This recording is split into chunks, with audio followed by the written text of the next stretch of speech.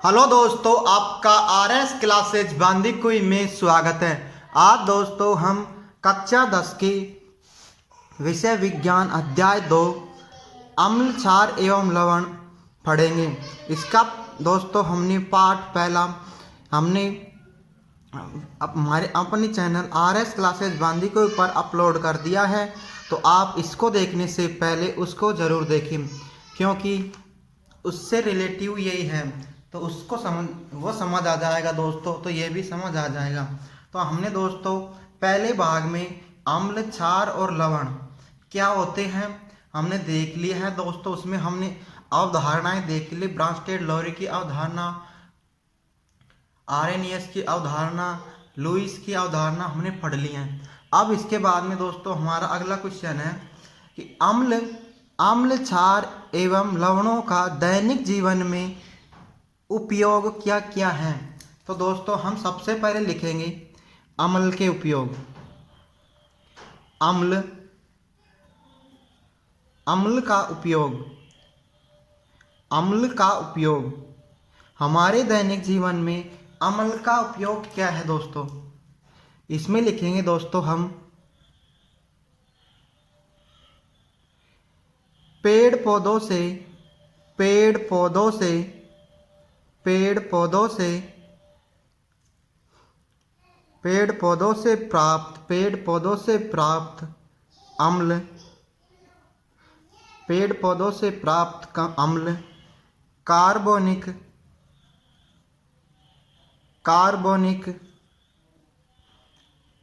अम्ल कार्बोनिक अम्ल अम्ल कहलाते हैं। जैसे दोस्तों एग्जाम्पल है सीट्रिक अम्ल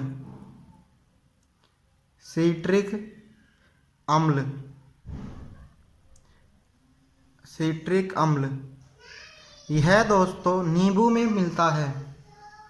ये कहाँ पे मिलता है दोस्तों? नींबू के अंदर, नींबू में। इसी प्रकार दोस्तों दूसरा उदाहरण लेते हैं टार्ट्रिक अम्ल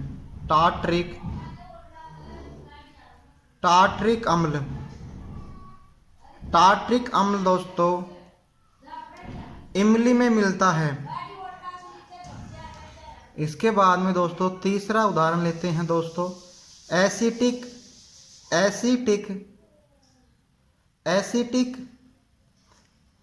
एसिटिक अम्ल या दोस्तों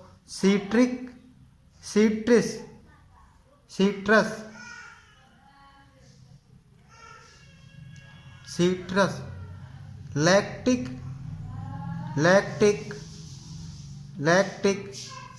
अम्ल आदि दोस्तों पेड़ों से प्राप्त किए जाते हैं। एसिटिक अम्ल, लैक्टिक अम्ल दोस्तों कहाँ पे आदि ये ये पेड़ पौधों से प्राप्त होते हैं। इसके बाद में दोस्तों ये हमारा दोस्तों पहला पॉइंट हो गया। इसमें दोस्तों हमारा दूसरा पॉइंट क्या है दोस्तों?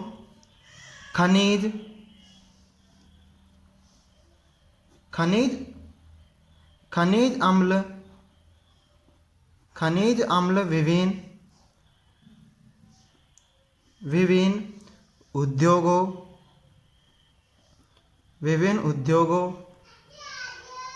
औषधियों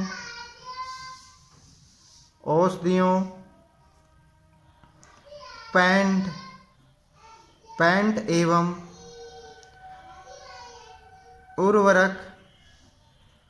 उर्वरक में काम में आता है। इसके बाद में दोस्तों अम्ल का उपयोग। अम्ल दोस्तों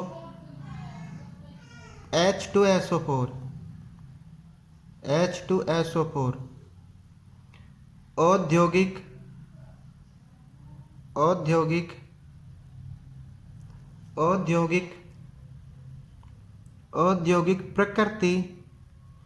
औद्योगिक प्रकृति का घोतक घोतक होता है जिसका आशय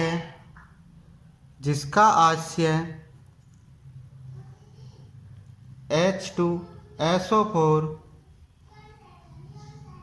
की खपत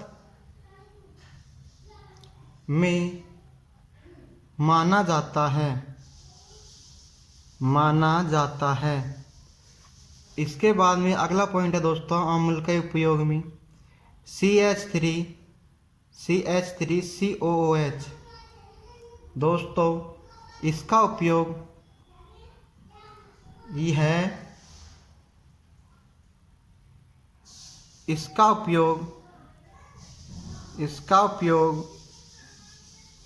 अचार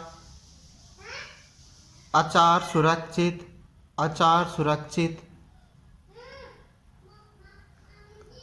करने में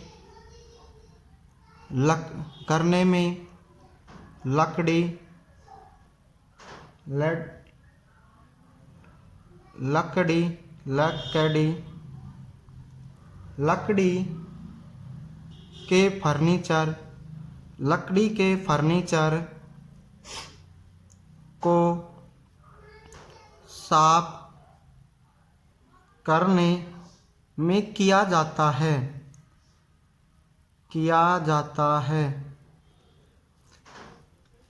इसके बाद में दोस्तों हमारा है दोस्तों क्षार का उपयोग। इसमें दूसरा पॉइंट है दोस्तों क्षार के उपयोग। नहीं दोस्तों हम क्षार का उपयोग कहाँ करते हैं? क्षार का उपयोग हम अपने दैनिक जीवन में क्षार के उपयोग कहाँ करते हैं? पहला पॉइंट दोस्तों इसके अंदर यह साबुन अपमार्जक कागज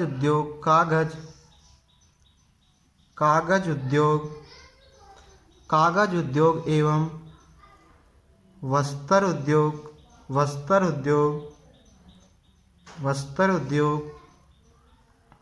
उद्योग में काम आता है। इसके बाद में दोस्तों इसमें दूसरा पॉइंट लिखेंगे दोस्तों CaOH का होल ट्वाइस।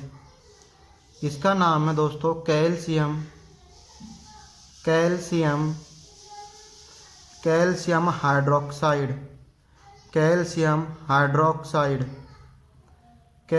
हाइड्रोक्साइड।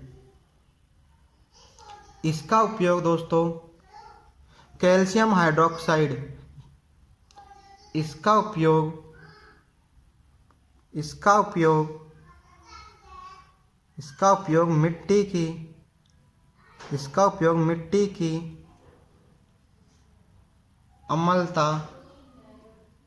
मिट्टी की अम्लता को दूर करने में तथा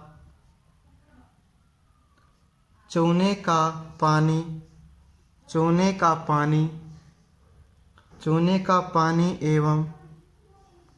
एवं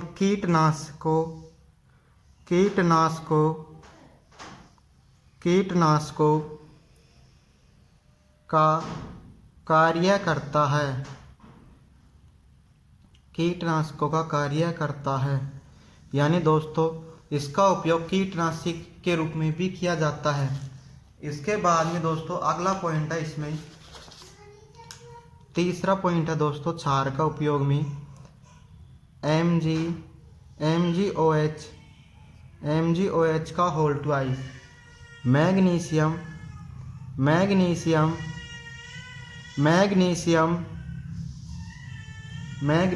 हाइड्रोक्साइड। इसका नाम क्या होता है दोस्तों? Magnesium hydroxide. तो दोस्तों इसका उपयोग इसका उपयोग पेंट यानी कलर, पेंट की अम्लता को दूर करने में किया जाता है तथा इसका उपयोग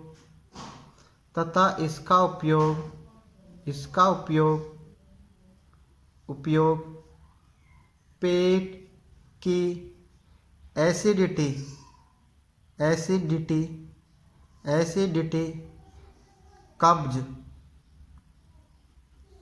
एसिडिटी को दूर करने में किया जाता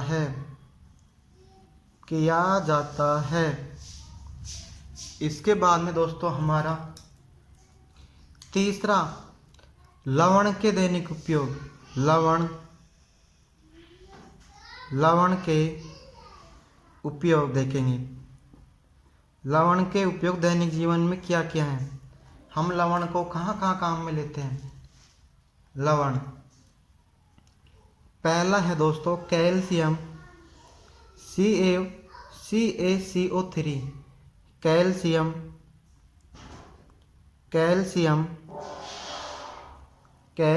कार्बोनेट, इसको क्या बोलते हैं दोस्तों, कैल्शियम कार्बोनेट। इसका उपयोग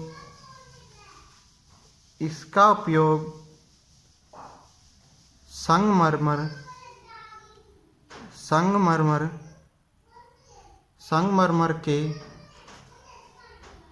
के रूप में धातु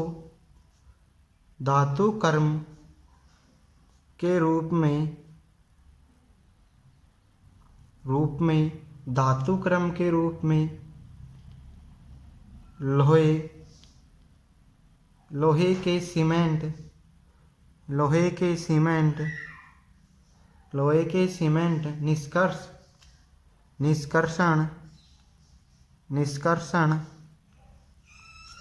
निष्कर्षण सीमेंट बनाने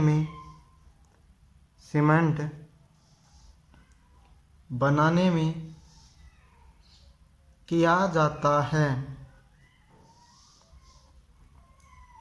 और दूसरा दोस्तों लवण है हमारे पास में AgNO3 सिल्वर नाइट्रेट।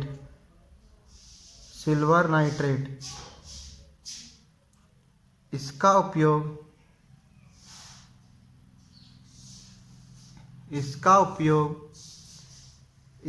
उपयोग दोस्तों फोटोग्राफी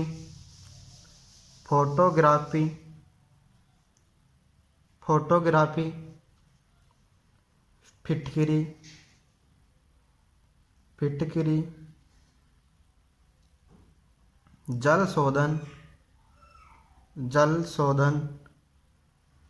शोधन में सेविंग बनाने में किया जाता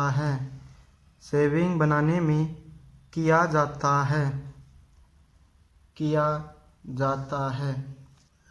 इसके बाद में दोस्तों हमारा अगला क्वेश्चन है pH स्केल किसे कहते हैं। इसके बाद में दोस्तों हमारा अगला क्वेश्चन है pH स्केल किसे कहते हैं। pH स्केल दोस्तों pH स्केल के द्वारा हम अम्लता तथा क्षारीयता की सांद्रता का पता लगाते हैं। हम इसमें लिख देंगे दोस्तों pH स्केल की सहायता से अम्लीयता तथा क्षारीयता की सांद्रता का पता लगाते हैं। पता लगाते हैं। अब दोस्तों पीएच स्केल की खोज, इसने पीएच स्केल की खोज करता है दोस्तों, खोज करता है दोस्तों सोरेंस एक वैज्ञानिक है दोस्तों, उसने इसकी खोज की। पीएच स्केल में तथा पीएच स्केल में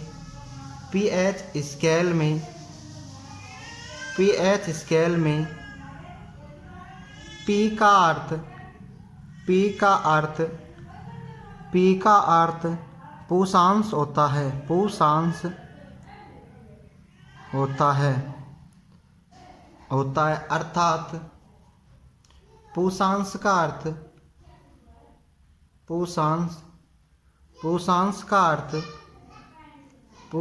का अर्थ दोस्तों शक्ति होता है। और दोस्तों इसमें पीएच स्केल में एच का अर्थ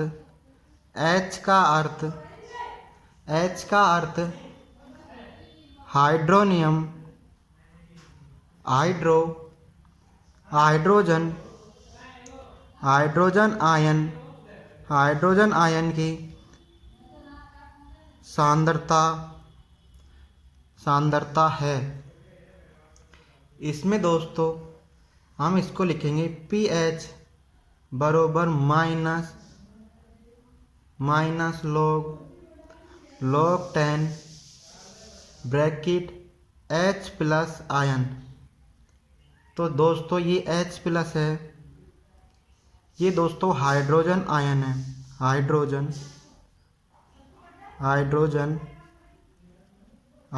आयन। और दोस्तों ये log 10, ये 10 लिखा है दोस्तों, ये है दोस्तों लघु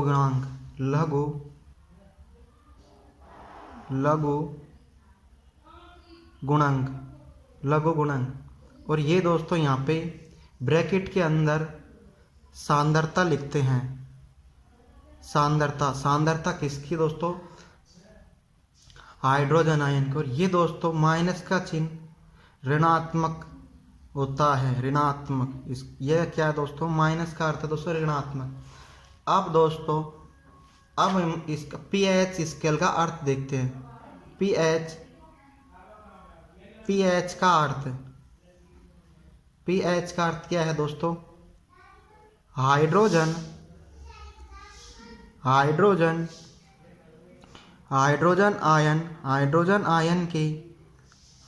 आयन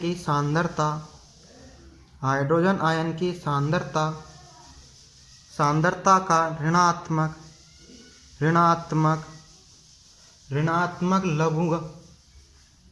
लघु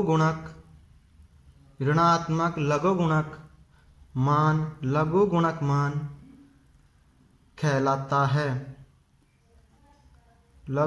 मान कहलाता है। जैसे दोस्तों POH बरोबर minus log 10 bracket OH minus ion. यहाँ पे दोस्तों POH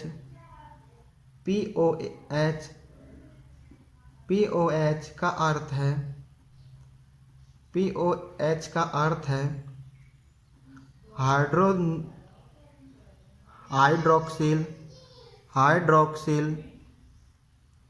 हाइड्रोक्सिल आयन की सांद्रता, हाइड्रोक्सिल आयन की सांद्रता का ऋणात्मक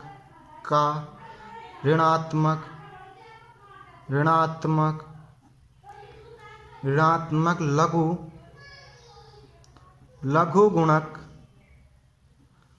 गुणक मान POH कहलाता है।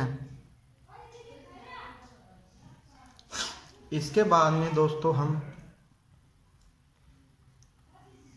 पीएच प्लस POH यानी दोस्तों हाइड्रोजनियम हाइड्रोजन आयन तथा हाइड्रोक्सिल आयन बरोबर दोस्तों 14 होता है। यानी दोस्तों ये मान दोस्तों दोनों खान तक चलते हैं दोस्तों, 14 तक चलते हैं। तो दोस्तों इसमें हम एक डायग्राम बनाएंगे, पीएच स्केल का दोस्तों डायग्राम बनाएंगे हम।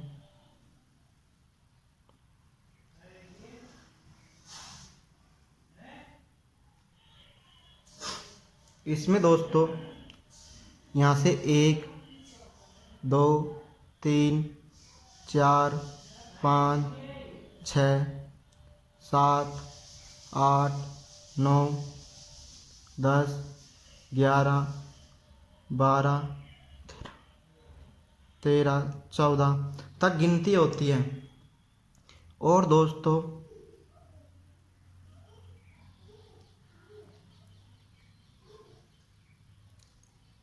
ये दोस्तों हम 1 से दाईं ओर जाते हैं तो यहाँ पे दोस्तों क्षारकता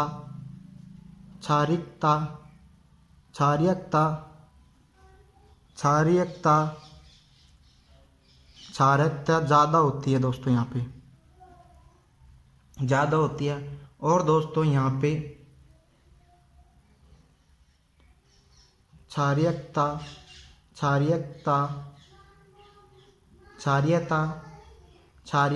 कम होती है। इसी प्रकार दोस्तों हम यहाँ पे दोस्तों हमारे अम्लीयता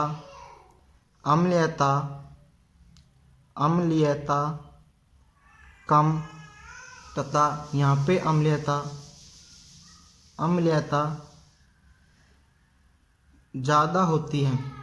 और दोस्तों ये मेन पॉइंट है दोस्तों 7।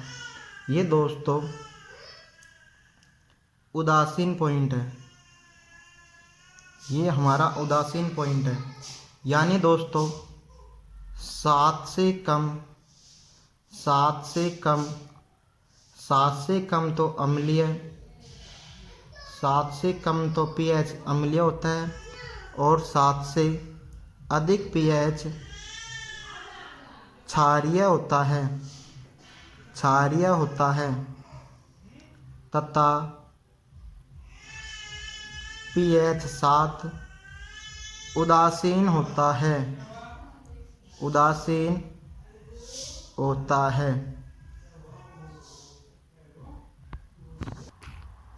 इसके बाद में अगला पॉइंट है दोस्तों, यदि पीएच का मान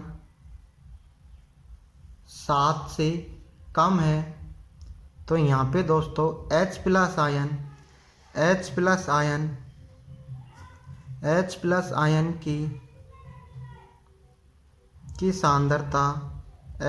आयन की सांद्रता में वृद्धि होती है। यदि पीएच का मान 7 से अधिक है तो यहाँ पे दोस्तों H प्लस आयन की सांद्रता में कमी होती है। और दोस्तों pH 7 पर यह उदासीन विलयन होता है। इसके बाद में दोस्तों 7 से बाईं ओर जाएंगे तो क्षारीय प्रवृत्ति बढ़ती है। और दोस्तों हम 7 से बाईं ओर जाते हैं, 7 ये दोस्तों हमारा 7 है, 7 से बाईं ओर जाते हैं, बाईं ओर जाते हैं तो बढ़ती हुई तो अम्लीय प्रवृत्ति बढ़ती है, अम्लीय प्रवृत्ति बढ़ती है। यहाँ पे दोस्तों क्षारीय प्रवृत्ति बढ़ती है और यहाँ पे इधर बाईं तरफ अम्लीय प्रवृत्ति बढ़ती है। इसके बाद में दोस्तों हमारा अगला क्वेश्चन है दोस्तों, दैनिक जीवन में पीएच का महत्व। इसके बाद में दोस्तों हमारा अगला पॉइंट है कि दैनिक जीवन में पीएच का महत्व क्या है। तो हमारा दोस्तों दैनिक जीवन में पहला महत्व है पीएच का, पौधे एवं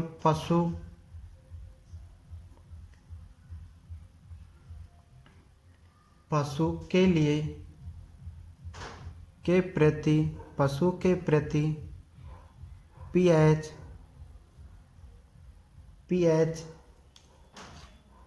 की संवेदनशीलता, पीएच की संवेदनशीलता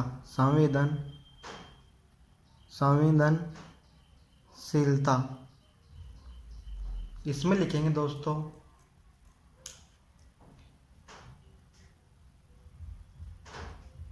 इसमें क्या है दोस्तों कि हमारा शरीर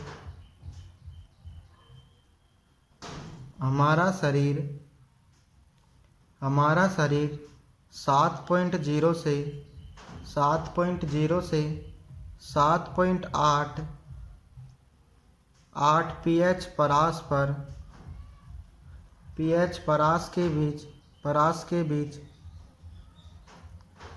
के बीच कार्य करता है। और दोस्तों यदि वर्षा जल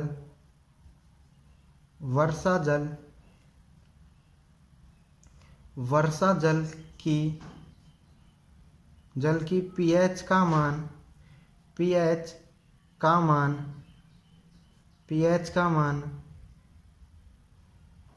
मान जब 5.6 से कम हो जाता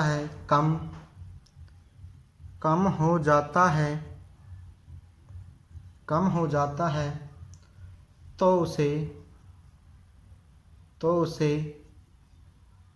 उसे हम अम्लीय वर्षा कहते हैं। इसमें दोस्तों पीएच स्केल का दूसरा उपयोग है दोस्तों दैनिक जीवन में मिट्टी की पीएच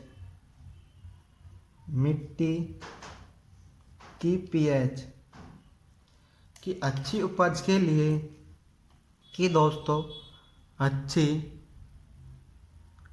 अच्छी उपज के लिए पौधों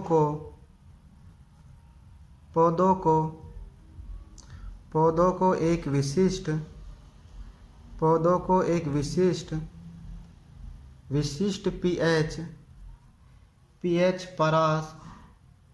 पीएच परास की आवश्यकता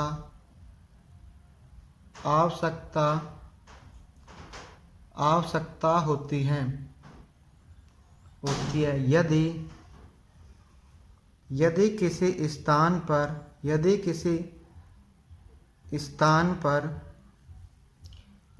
पर मिट्टी का पीएच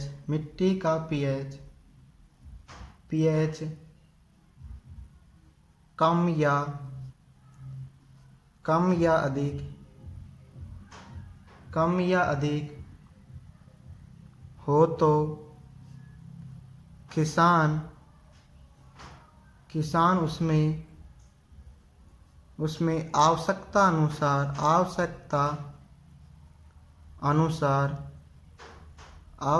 अनुसार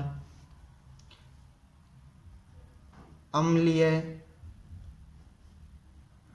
या क्षारीय पदार्थ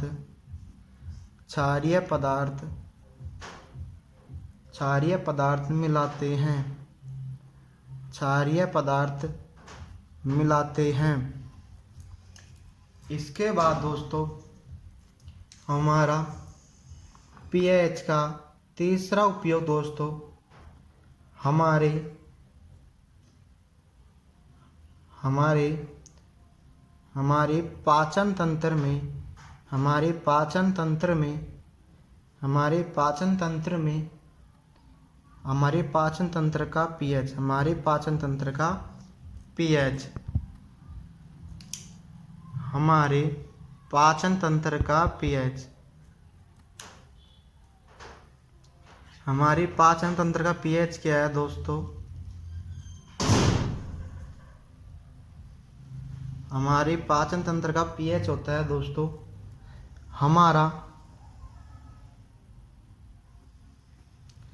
हमारा उदर हाइड्रोक्लोरिक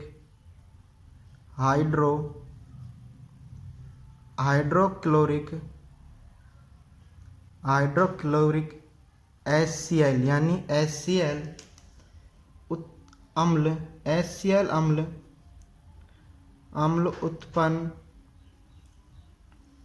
उत्पन्न करता है जो भोजन के पाचन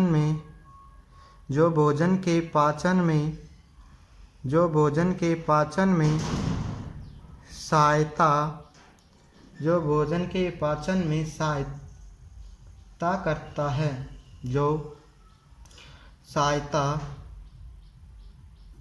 करता है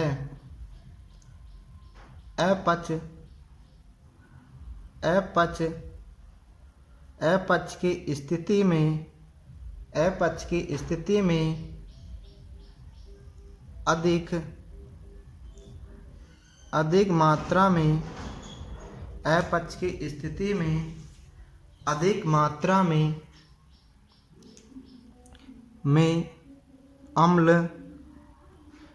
अम्ल उत्पन्न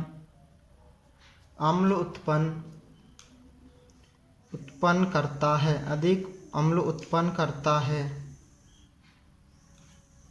जिसके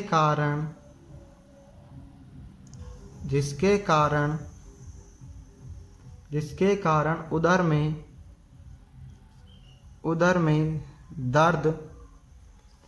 दर्द व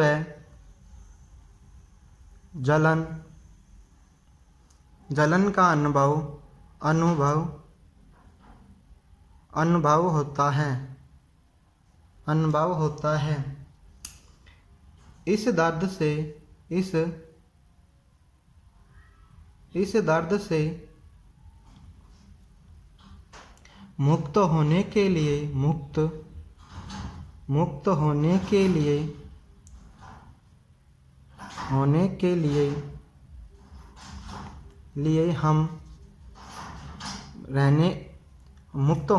लिए हम एंटी एसिड यानी दोस्तों प्रति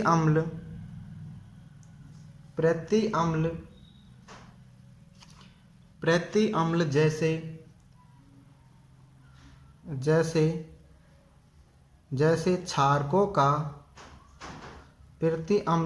क्षारकों का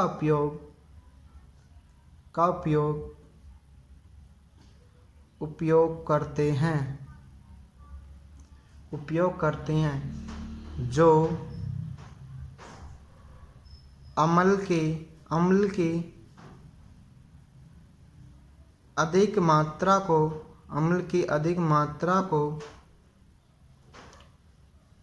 को उदासीन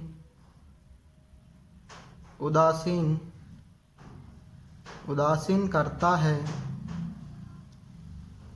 एग्जाम्पल दोस्तों हम लेते हैं एंटी एसिड के रूप में MgOH का होल ट्वाइस यानी दोस्तों milk of magnesium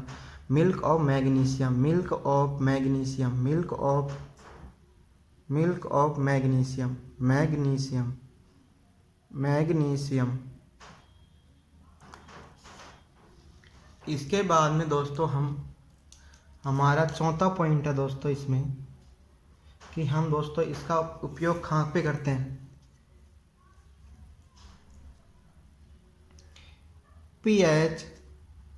pH scale के परिवर्तन के कारण पीएच स्केल के परिवर्तन के कारण दंत क्षरण का मतलब होता है दोस्तों दांतों का झड़ना। इसमें हम दोस्तों इसमें हमारा पहला पॉइंट है, इसमें लिखेंगे दोस्तों हम कि मुंह के पीएच का मान 5.5 से 5 से कम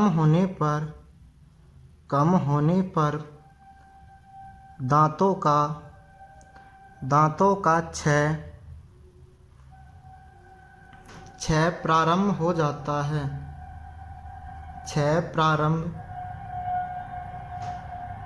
प्रारंभ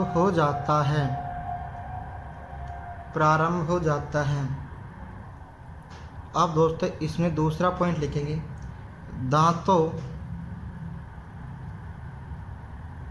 दांतों का इनेमल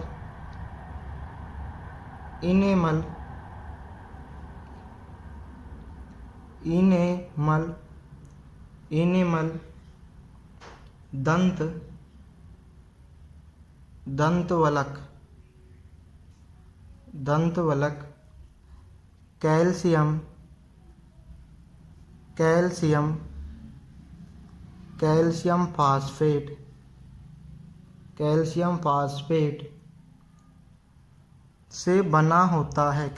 फास्फेट से बना होता है,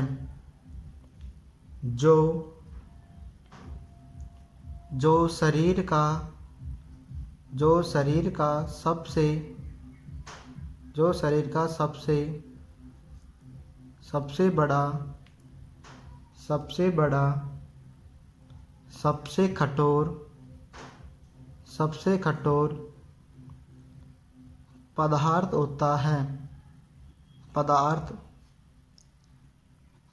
होता है। यह जल में नहीं घुलता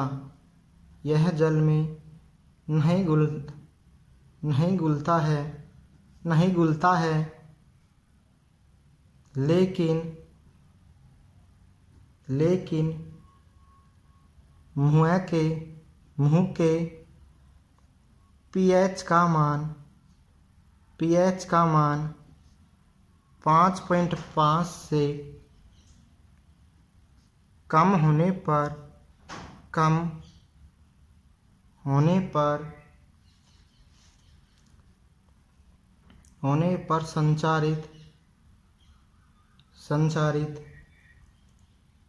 संचारित हो जाता है। यानी दोस्तों यह भी विखंडित होना, टूटना शुरू कर देता है।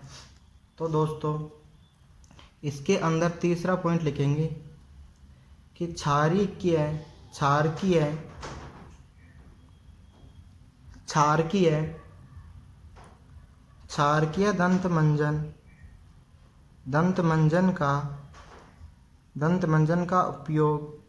दंतमंजन का उपयोग करने से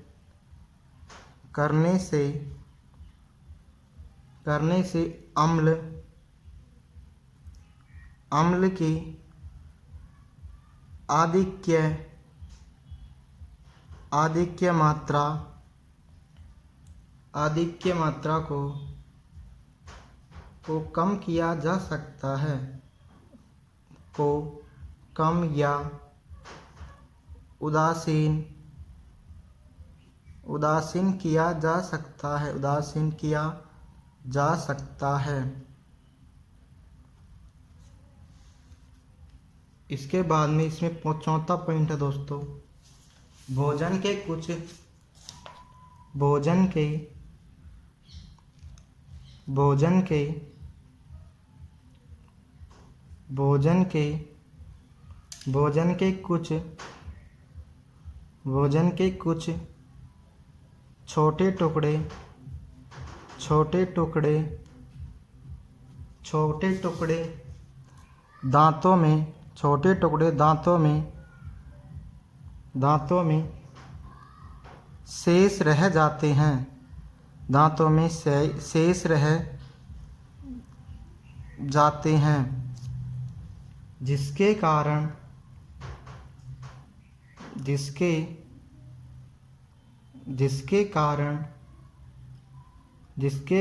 बैक्टीरिया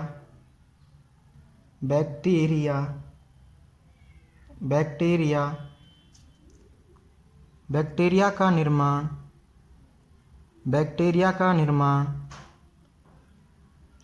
हो जाता है। बैक्टीरिया का निर्माण हो जाता है तथा अम्लों का निर्माण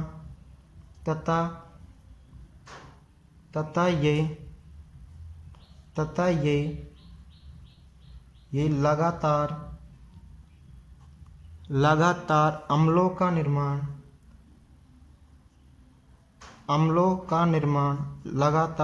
का निर्माण करते हैं तथा इनेमल की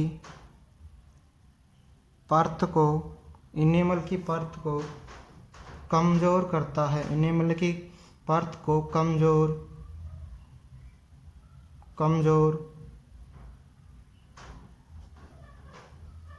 कमजोर करता है। इनेमल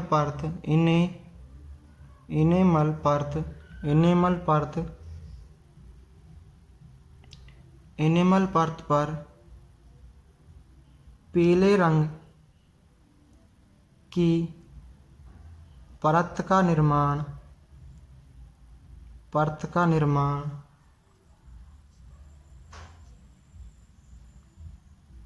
हो जाता है। इनेमल क्या होता है दोस्तों? इनेमल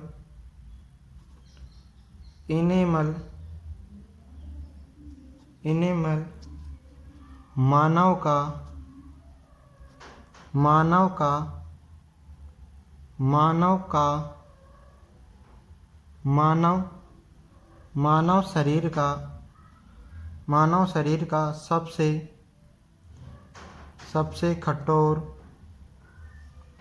कठोर भाग है। यह दोस्तों कैल्शियम कार्बोनेट या दोस्तों कैल्शियम फास्फेट कैल्शियम कार्बोनेट या कैल्शियम फास्फेट का बना होता है। इसके बाद में दोस्तों हमारा इसमें अगला को पॉइंट है, पॉइंट नंबर 5, पीएच स्केल का दोस्तों 5वां उपयोग है दोस्तों दैनिक जीवन में पशुओं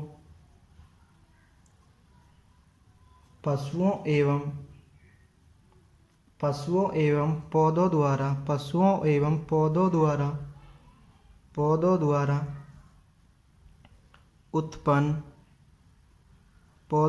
उत्पन्न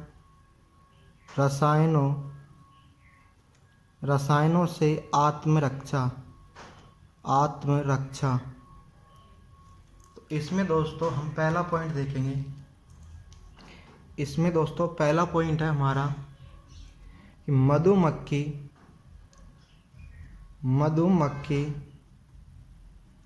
मधुमक्खी का डंक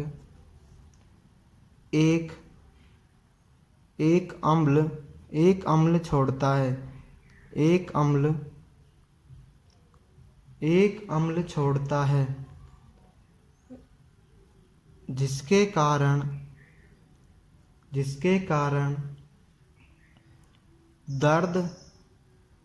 एवं जलन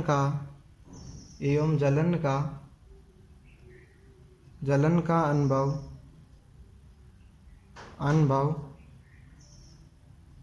अनुभव होता है।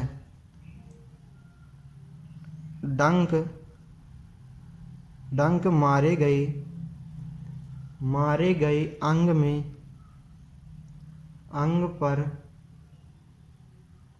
अंग पर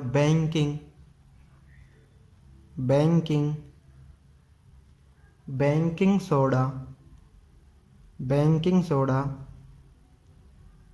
के उपयोग से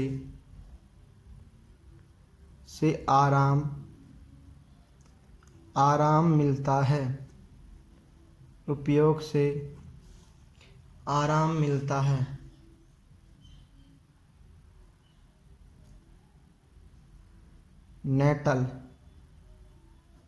नेटल यानी दोस्तों नेटल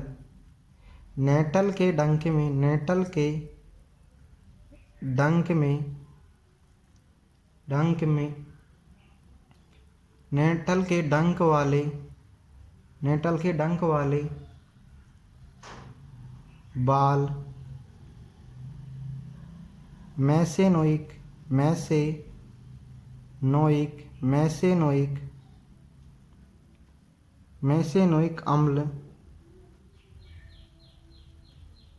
अम्ल छोड़ जाते हैं, जिसके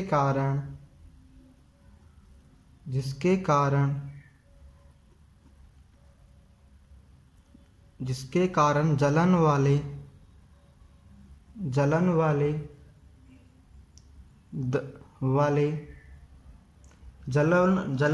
दर्द का अनुभव होता है। जलन वाले दर्द का अनुभव होता है। इसका इलाज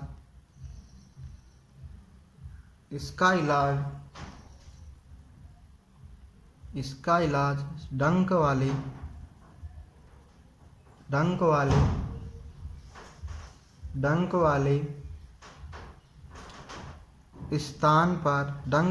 स्थान पर डॉक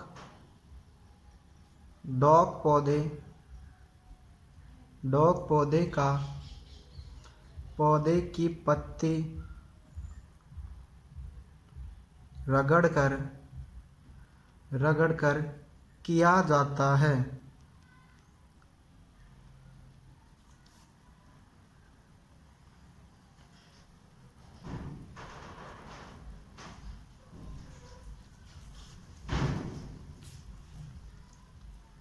इसके बाद में दोस्तों हम पढ़ेंगे साधारण नमक से रसायन, यानी दोस्तों हम NaCl से किन किन पदार्थों का निर्माण कर सकते हैं।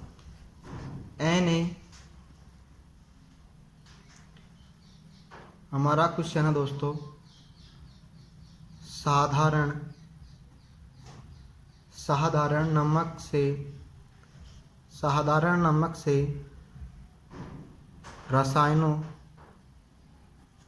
रसायनों का निर्माण।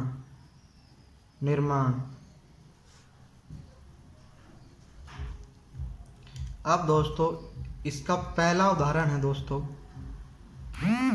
पहला निर्माण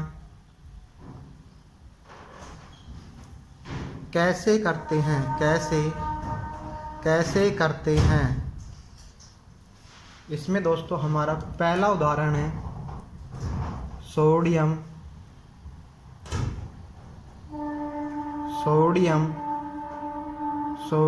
हाइड्रोक्साइड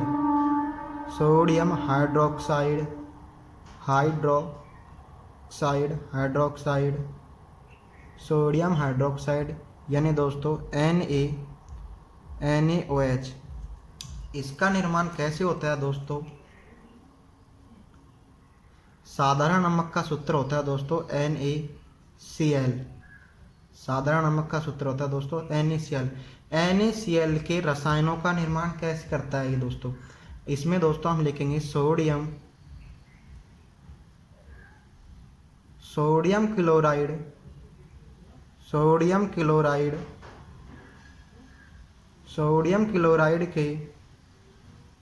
के जलीय, सोडियम क्लोराइड के जलीय विलयन, सोडियम क्लोराइड के जलीय विलयन से विद्युत प्रवाहित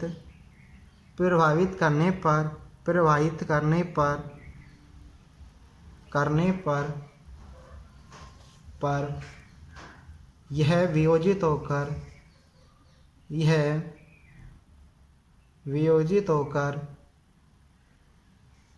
वियोजित होकर हाइड्रोक्साइड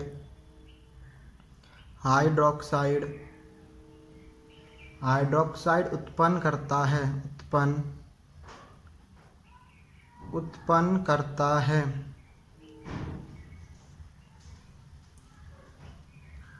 इस प्रक्रिया को कैलोर क्षार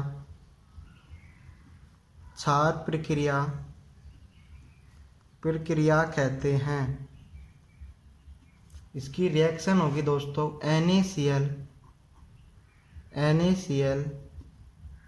एक्वस माध्यम में, यानी दोस्तों जलीय माध्यम में, प्लस 2H2O लिक्विड अवस्था में ये दोस्तों अभिक्रिया करते हैं तो 2NaOH एक्वस अवस्था में प्राप्त होता है तथा Cl2 गैस बाहर निकलती है तथा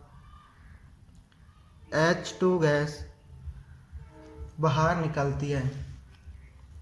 अब दोस्तों तो ये दोस्तों जब हमने दोस्तों विद्युत प्रवाहित किया है तो दोस्तों एनोड पर दोस्तों क्लोरीन गैस उत्पन्न होती है और कैथोड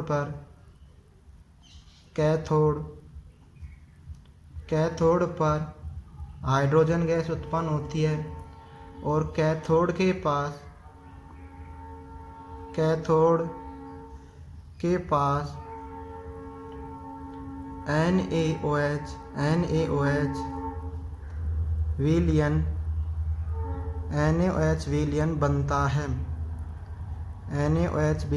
बनता है। अब दोस्तों NaOH के उपयोग कहाँ पे होते हैं? हम लिखेंगे दोस्तों हाइड्रोजन का उपयोग ईंधन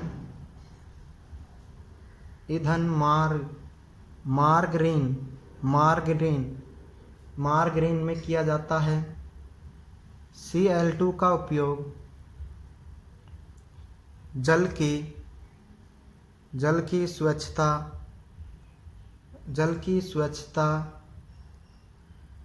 PVC CFC में किया जाता है।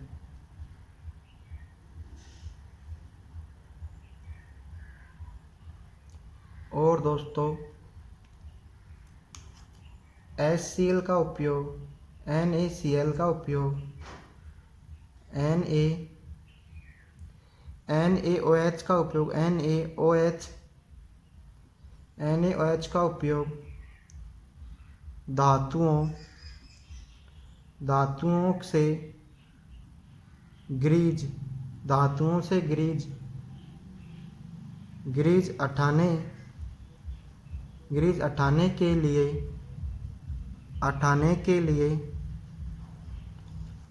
के लिए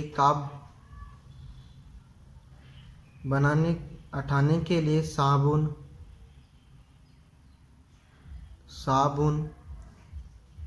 कागज बनाने के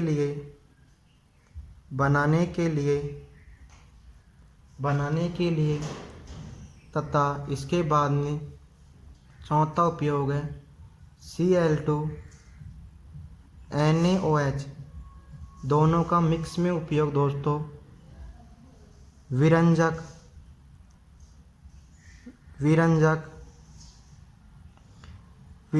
चूर्ण,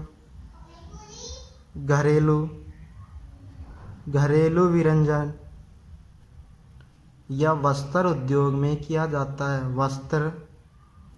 वस्त्र विरंजक के रूप में किया जाता है।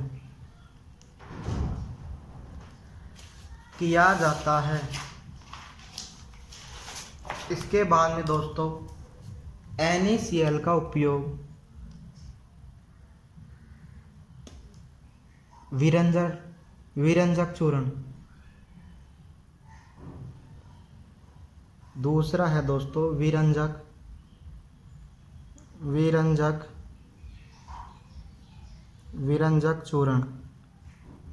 चूर्ण। इसमें लिखेंगे दोस्तों हम बुझे हुए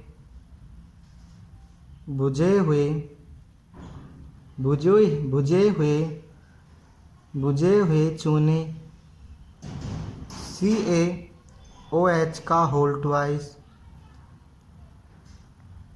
पर क्लोरीन की क्रिया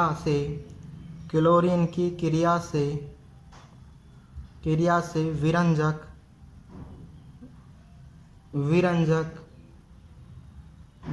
चूर्ण का निर्माण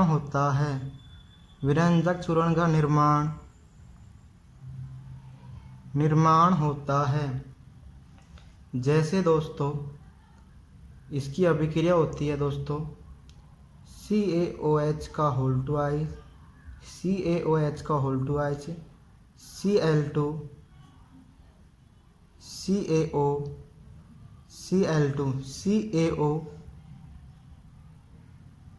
Cl2 plus H2O calcium oxychloride इसका नाम होता है दोस्तों कैल्शियम ऑक्सीक्लोराइड। इसके बाद में दोस्तों इसके उपयोग लिखेंगे, इसका उपयोग कहाँ किया जाता है। इसके बाद में दोस्तों हम देखेंगे विरंजक चूर्ण के उपयोग, विरंजक चूर्ण के उपयोग कि दोस्तों इसके उपयोग कहाँ किए जाते हैं। तो इसमें दोस्तों इसमें पहला पॉइंट लिखेंगे हम वस्त्र उद्योग में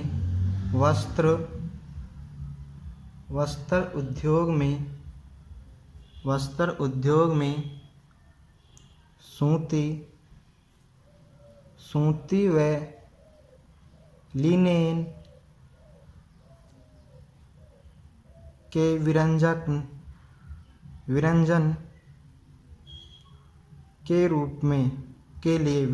के लिए दूसरा लिखेंगे दोस्तों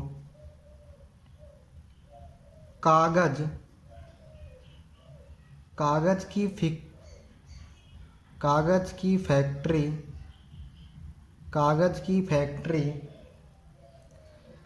की फैक्ट्री में लकड़ी के मज्जा के विरंजन में इसका उपयोग किया जाता है। इसके बाद में दोस्तों तीसरा लिखेंगे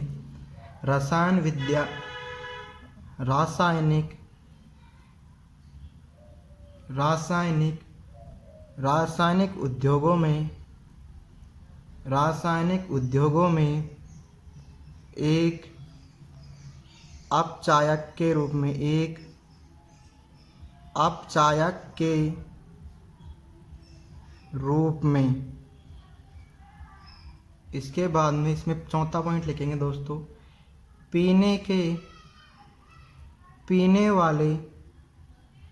पीने वाले जल को रोगाणु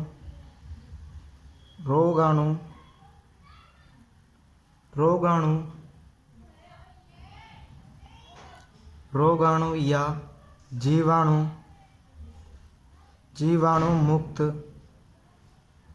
मुक्त करने के लिए रोगाणुनाशक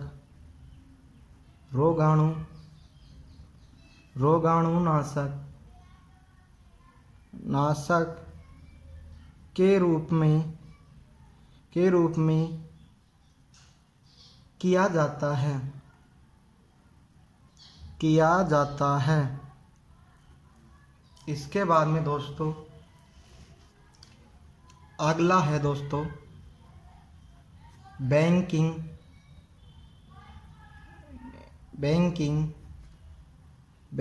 सोडा। बेकिंग सोडा क्या होता है दोस्तों?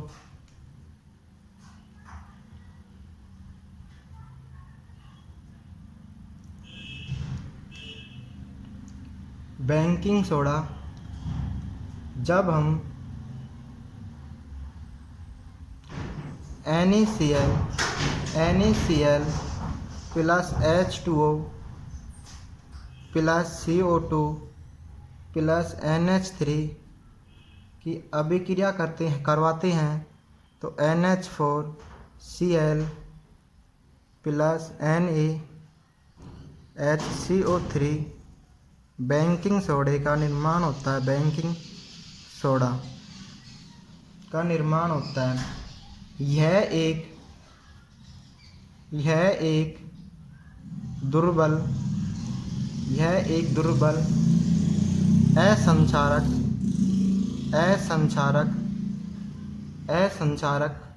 क्षारक है। खाना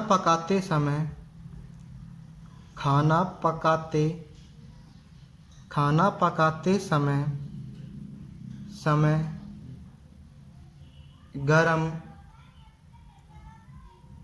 गरम करने पर इसमें निम्न अभिक्रिया होती है।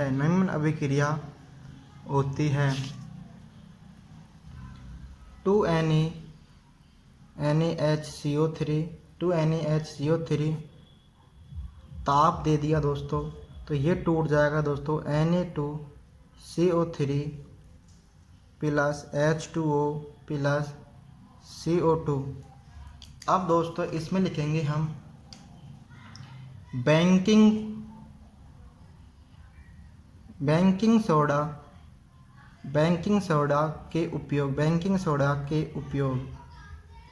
बेकिंग सोडा का उपयोग। तो इसमें लिखेंगे दोस्तों हम पहला पॉइंट लिखेंगे दोस्तों, बेकिंग पाउडर बनाने में यानी दोस्तों बेकिंग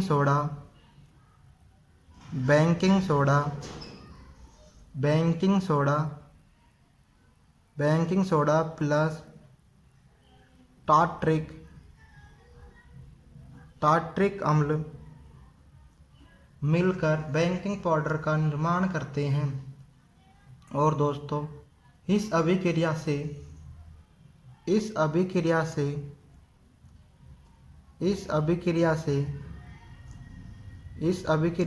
उत्पन्न CO2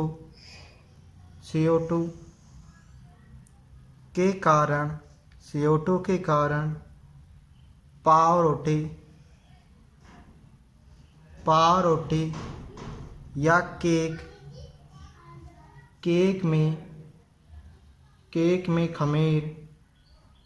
में खमीर उठ जाता है, तथा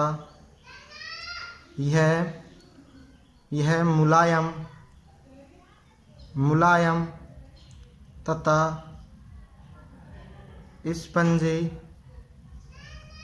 स्पंजी होता है। इसमें अगला पॉइंट लिखेंगे दोस्तों, यह एंटीसिड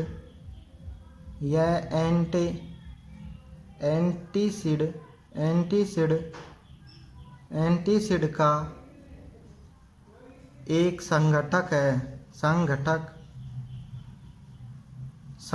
है। इसमें अगला पॉइंट लिखेंगे दोस्तों, इसका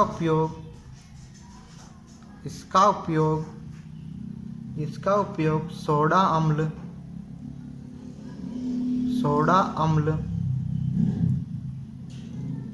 अम्ल यानी अग्निशामक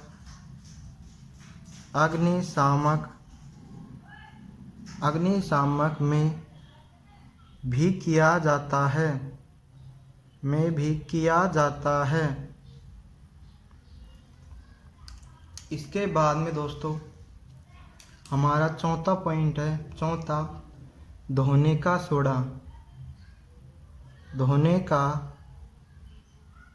सोडा।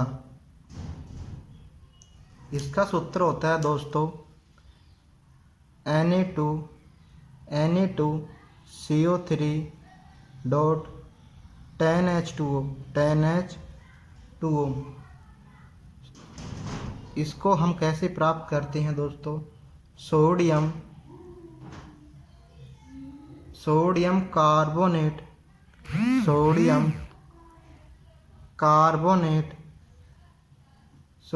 कार्बोनेट के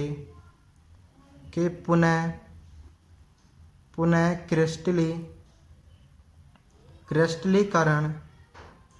क्रिस्टलीकरण से धोने का सोडा प्राप्त होता है। यह एक क्षारकीय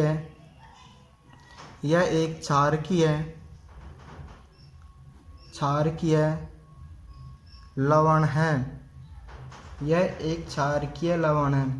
इसकी रिएक्शन दोस्तों Na2CO3 प्लस 10H2O के साथ करवाते हैं तो ये बनता है दोस्तों Na2CO3 10H2O। इसके बाद में दोस्तों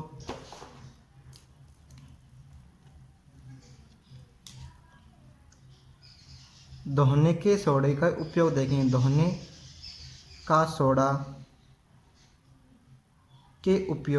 के सोडे के उपयोग। इसमें दोस्तों हम पहला लिखेंगे, इसमें पहला है दोस्तों इसका उपयोग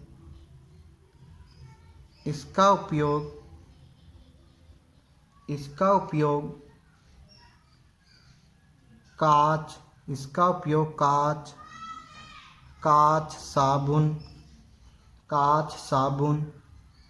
एवं कागज उद्योगों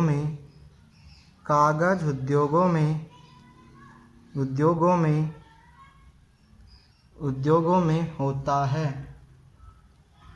इसमें दूसरा पॉइंट लिखेंगे दोस्तों, इसका उपयोग बोरेक्स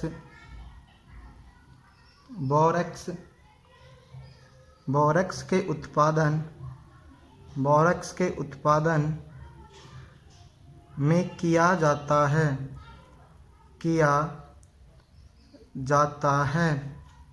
इसमें तीसरा पॉइंट लिखेंगे दोस्तों, इसका उपयोग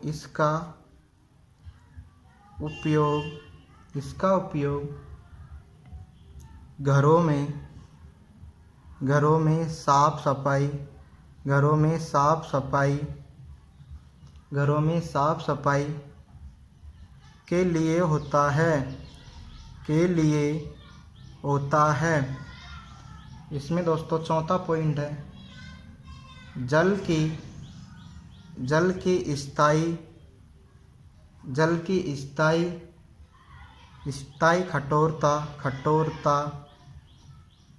कठोरता को हटाने के लिए इसका उपयोग किया जाता है, इसका उपयोग किया जाता है। इसके बाद में दोस्तों हमारा अगला पॉइंट है पांचवा, plaster of Paris.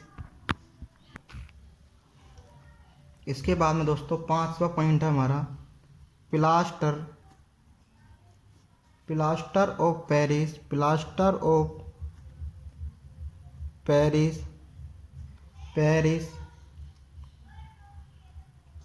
Plaster of Paris, POP, plaster of Paris. इसका सूत्र होता है दोस्तों CaSO4 डॉट हाफ H2O, यानी दोस्तों 1/2 H2O। जब जिप्सम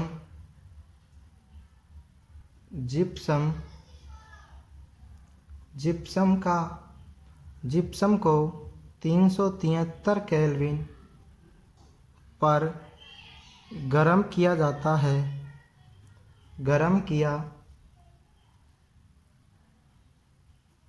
किया जाता है तो यह जल के अणुओं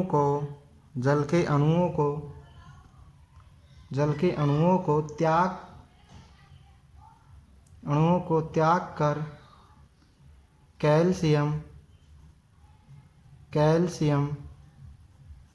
कैल्शियम सल्फेट,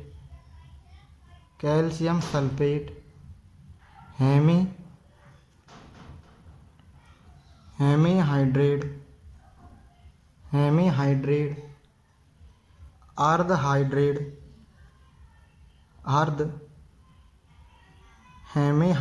अर्ध hydrate POP, plaster of Paris बनता है। अब दोस्तों हम इसमें लिखेंगे POP के उपयोग।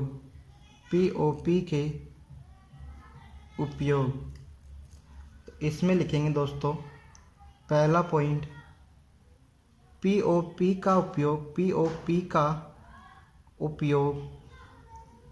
उपयोग डॉक्टर टूटी हुई हड्डियों को सही जगह पर स्थिर रखने के लिए करते हैं। इसके बाद में दोस्तों दूसरा पॉइंट है POP का उपयोग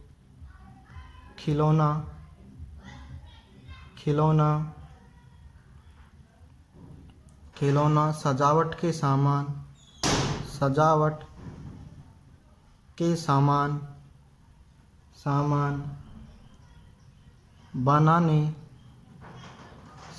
बनाने में किया जाता है। और तीसरा पॉइंट है दोस्तों POP का उपयोग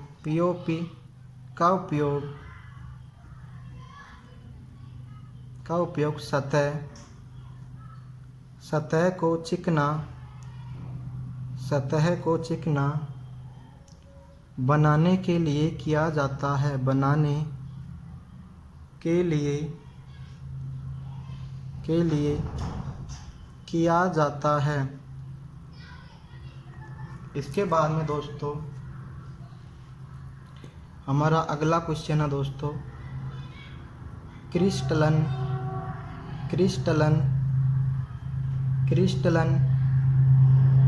का जल किसे कहते हैं? क्रिस्टलन का जल किसे कहते हैं? तो इसमें आंसर है दोस्तों हमारा लवण के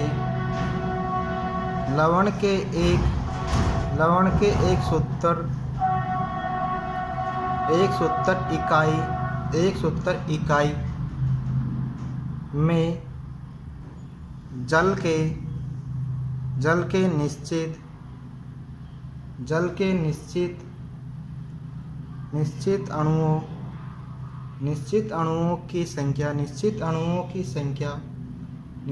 अणुओं की संख्या को क्रिस्टलन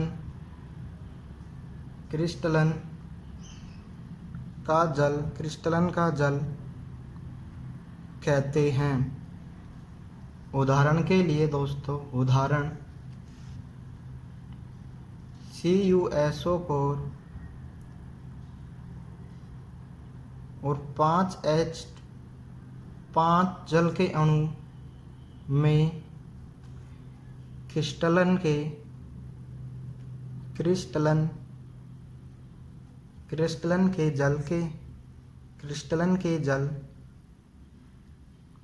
जल के 5 अणु हैं तथा दोस्तों Na2CO3 और 10H2O में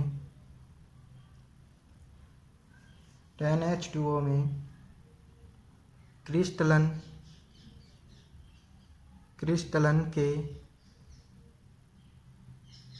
के जल के अणु 10 हैं। और दोस्तों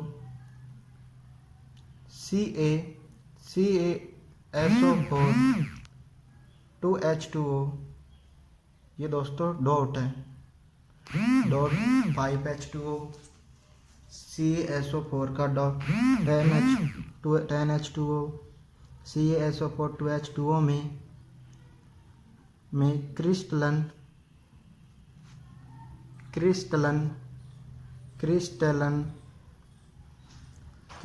के जल के अणु 2 होते हैं। ये दोस्तों हमारा चैप्टर पूरा हो गया है। यदि आपको हमारे चैनल पर उपलब्ध सब्जेक्ट यदि समझ आ रही हो तो हमारे चैनल RS क्लासेस बांदीकुई को सब्सक्राइब करें तथा ज़्यादा से ज़्यादा शेयर करें।